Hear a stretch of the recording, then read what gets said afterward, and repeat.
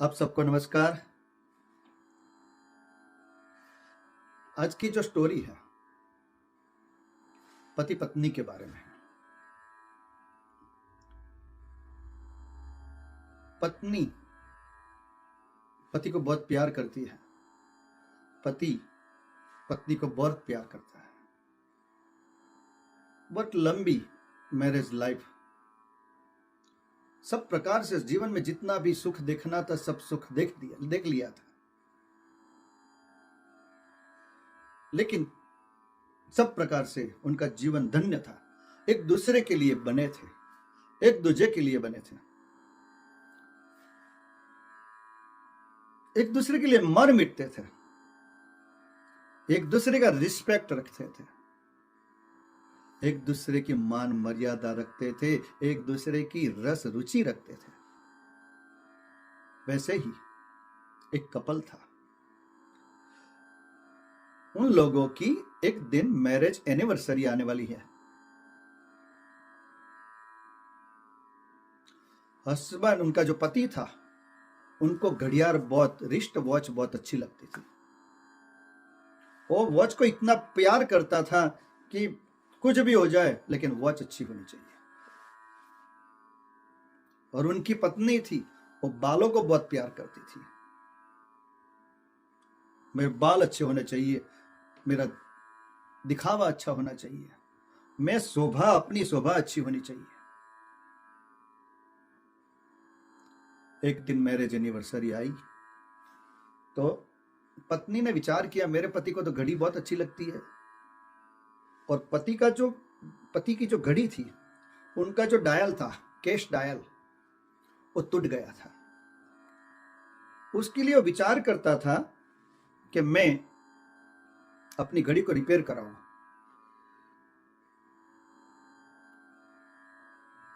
थोड़ी विपरीत परिस्थिति हो गई थी, पैसों की कमी थी, तो घड़ी रिपेयर करने के पैसा उनके पास नहीं था। उनकी पत्नी ने विचार किया कि मेरे पति का जो घड़ी है, उनकी घड़ी का मैं डायल नया ला दूं तो वो खुश हो जाएगा। तो उसने क्या किया, पत्नी ने, कि उनके जो बाल थे वो बहुत अच्छे थे, और पतिदेव ने क्या विचार किया कि मेरी पत्नी के इतने अच्छे बाल हैं, तो उनके लिए मैं अच्छी पिन लाऊं बालों में डालने के लिए। उसको पिन बहुत अच्छी लगती है, पिनें बहुत अच्छी लगती है। पिन लाने के लिए पति ने विचार किया, पिन लाने के लिए, और पत्नी ने विचार किया, पति को मैं घड़ी का डायल बाय कर दूं। दोनों ने एक दूसरे को बताया नहीं कि मैं तेरे के लिए ये लाने वाली हूं, मैं तेरे लिए ये लाने वाला हूं। दोनों ने अनजाने में सब अपना काम करते रहे।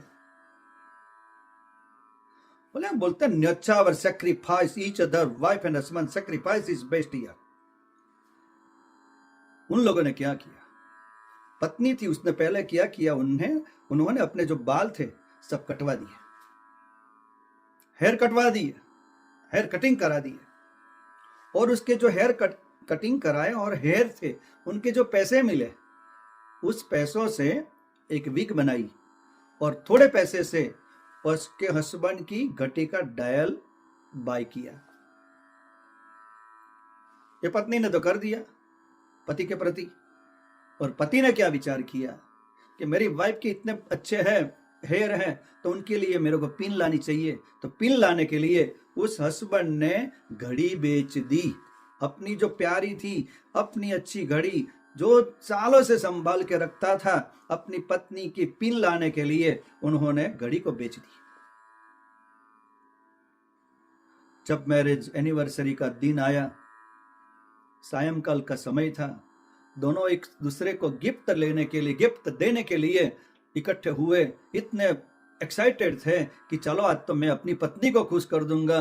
पत्नी ने सोचा आज तो मैं अपने पति को खुश कर दूंगा। ऐसा करके दोनों अपने अपने हाथों में ऐसे गिफ्ट लेके आए और पीछे छुपाते छुपाते एक दूसरे के पास आए। और पति ने बोला कि मैं तुम्हारे लिए कोई गिफ्ट लेके आया हूं। पत्नी ने बोला कि पहले मैं आपको देती हूं क्योंकि आपको बहुत अच्छी लगती है। पति ने बोला कि नहीं, मैं देता हूं आपको पहली गिफ्ट। जैसे ही वो पिन निकाली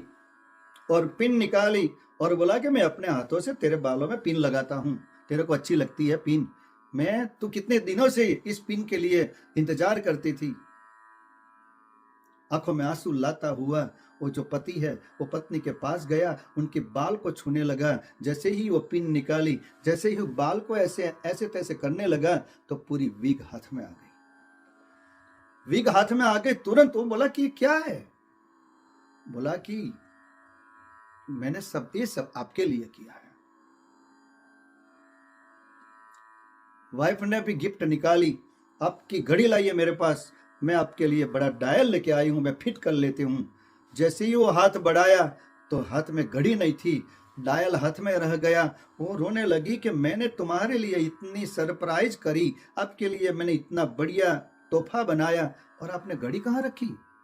बोला कि घड़ी तो मैंने बेच दी। कहाँ बेची? क्यों बेची? तो क्या बोला कि आपके हेयर के लिए पिन मैंने लानी थी, इसलिए घड़ी मैंने सेल कर दी।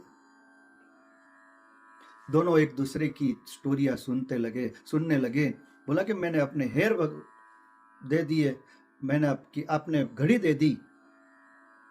एक दूसरे को इतना प्रेम करते थे, एक दूसरे का टेक केयर करने के लिए, गिफ्ट देने के लिए उन दोनों ने आंखों में आंसू लाते लाते उन दोनों ने हग की, आलिंगन किया। कहने का मतलब, पत्नी ने पति के लिए सब कुछ त्याग कर दिया और वैसे ही पति ने भी पत्नी के लिए त्याग कर दिया, जो अच्छी अच्छी चीजें थी।